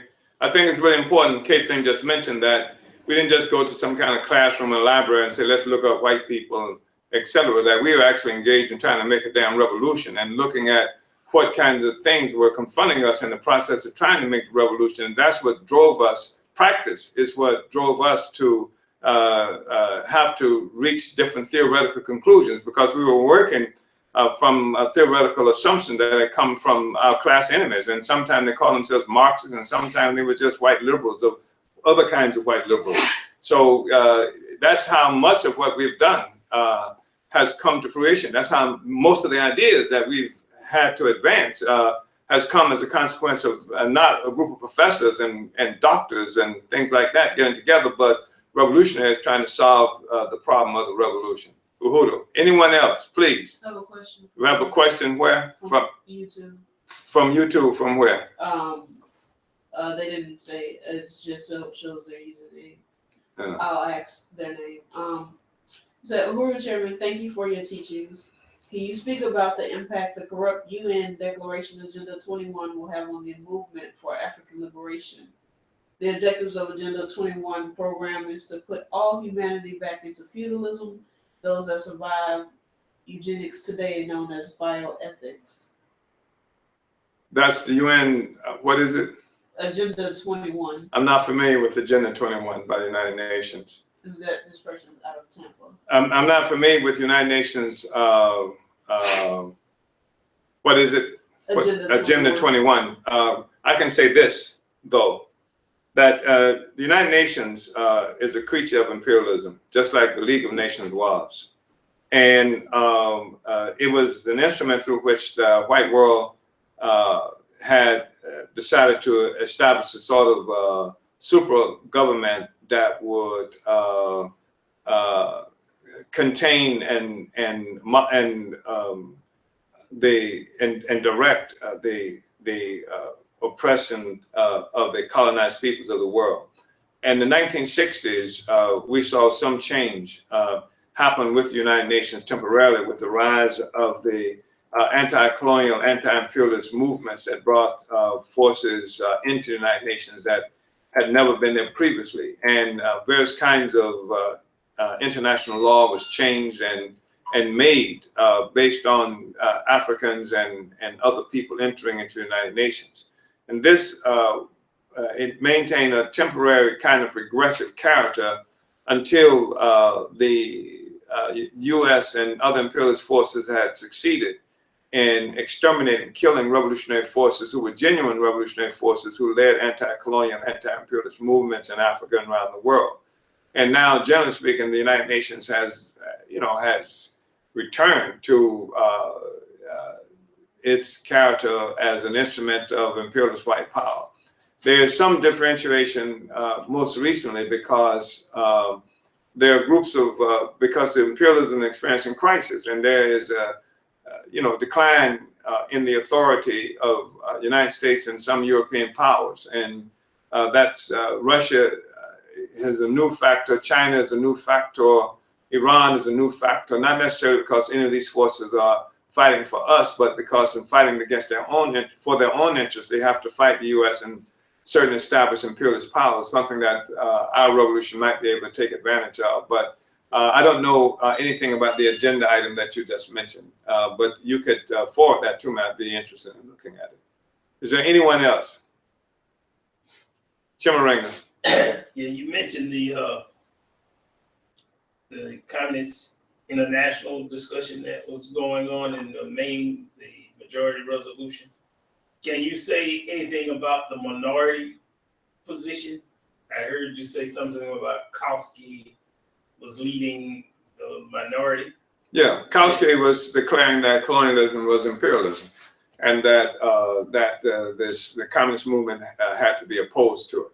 That was his stance in 1907. So there was that was the minority position. Was the majority position is the one that actually won, but that was the second international. Lenin would end up calling that the Yellow International, and he organized the third international in 1919, I think it was, after the success of the Soviet Revolution in Russia. Uhuru. Anyone else? So all of the communists did not take that position. Uhuru, comment, Louise. Yes, Uhuru.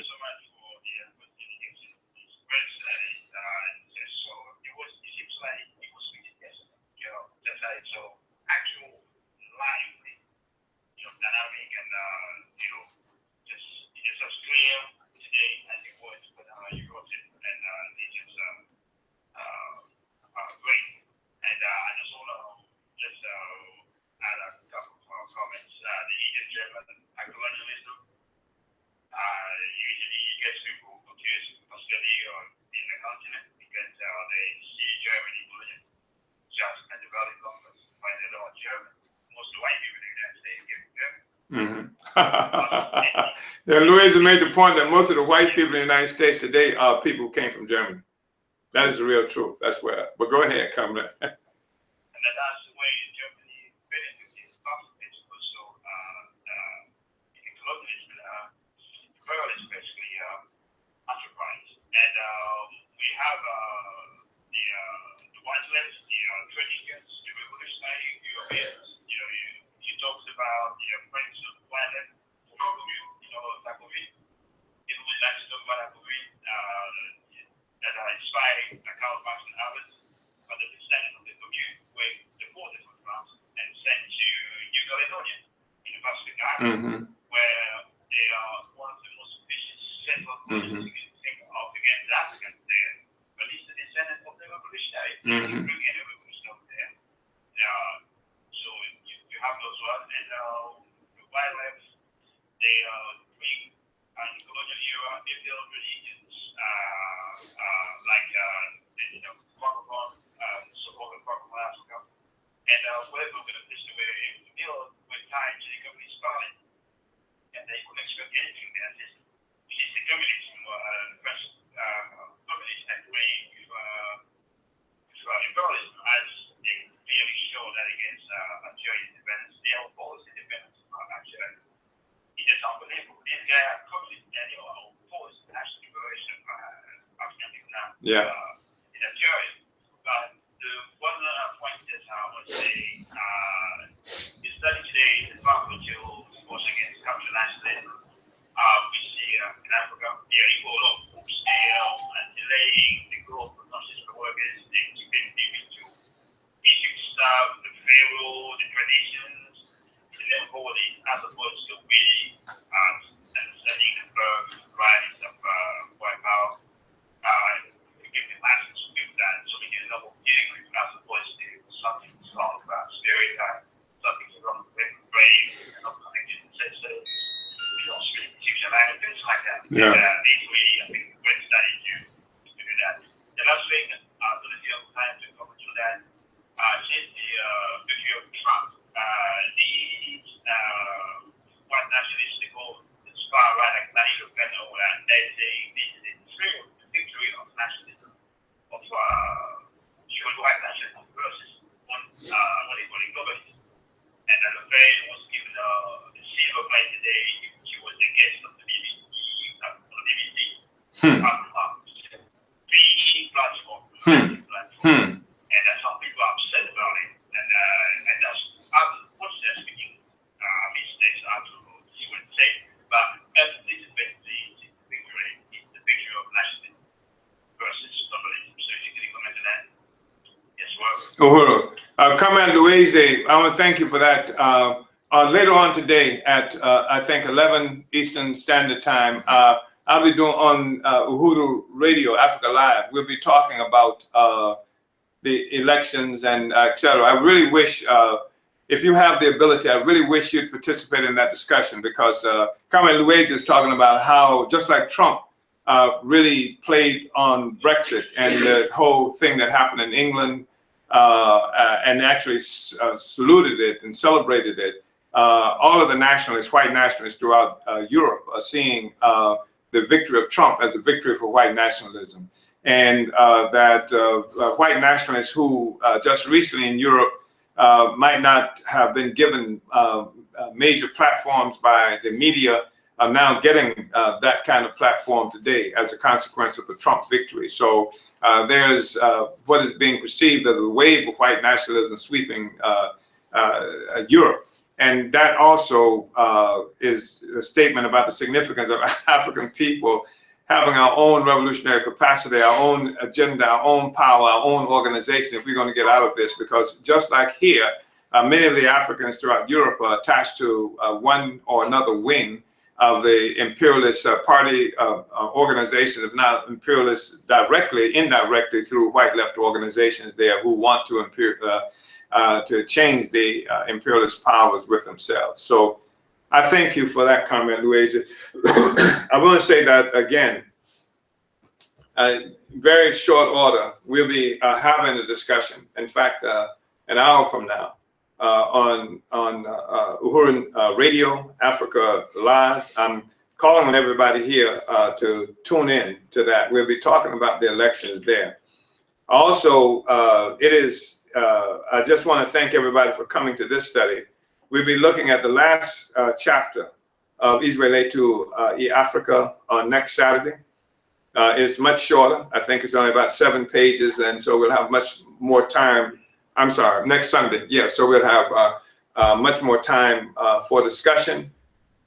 But I want to just note, brothers and sisters, that we have an important plenary, the African People's Socialist Party. Plenary is just a fancy name for planning session. And we do this between Congresses. We try to do it annually, every year between Congresses.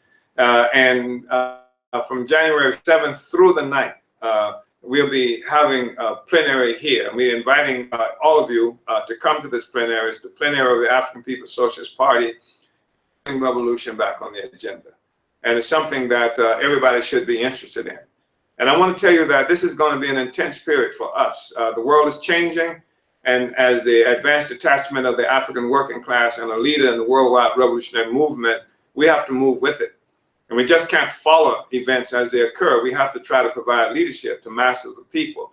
And that means that even though I know that there are going to be hundreds of you who will be doing everything you can to get to St. Petersburg, Florida for this plenary to put revolution back on the agenda on January 7th through the 9th. 4 days after that, if I'm not mistaken, we'll be leaving, going into Washington, D.C. I'm proposing at a meeting that I'll be having with the steering committee of the Black is Black Coalition for Social Justice, Peace, and Reparations that just did the successful National Black Political Convention for Self-Determination on the 5th and the 6th of this month. I'm proposing that we call for a national rally in Washington, D.C.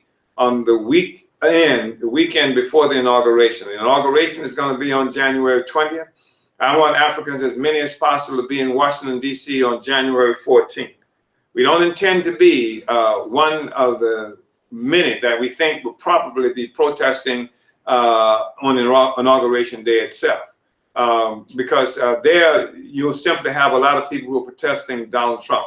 Just like you got a lot of rallies that's been happening since Trump's election protesting Donald Trump.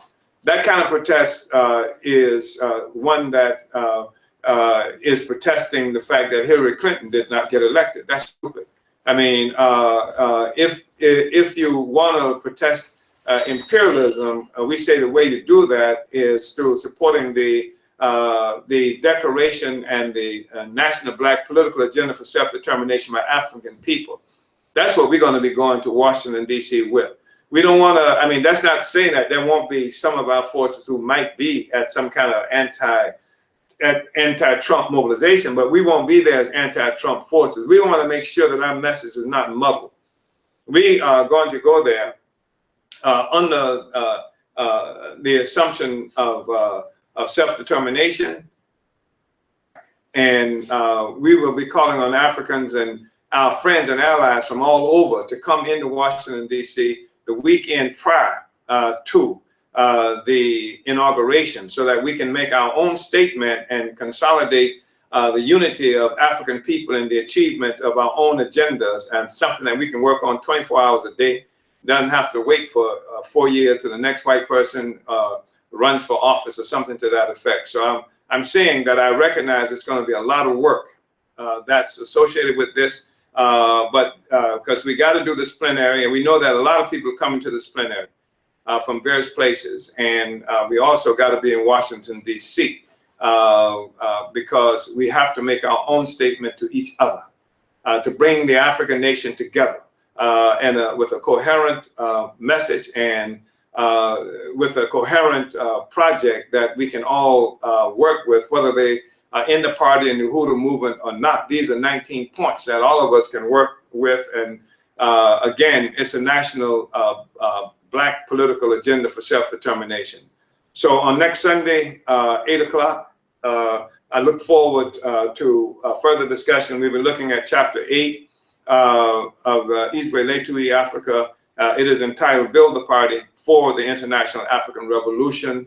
And for those of you who can, I hope you'll tune in to uhuduradio.com. You can get there also through theburningspear.com. And we'll be discussing the elections, the significance, implications of Trump's victory, what it means in terms of how we should move forward. How do we understand Trump's victory that came as such a great surprise to most of the intellectuals on the left and the right, and also to the establishment, the ruling class itself.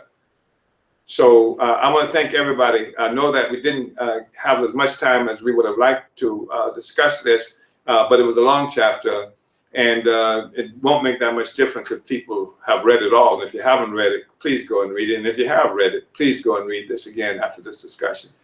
Uhuru, brothers and sisters, comrades, thank you very much.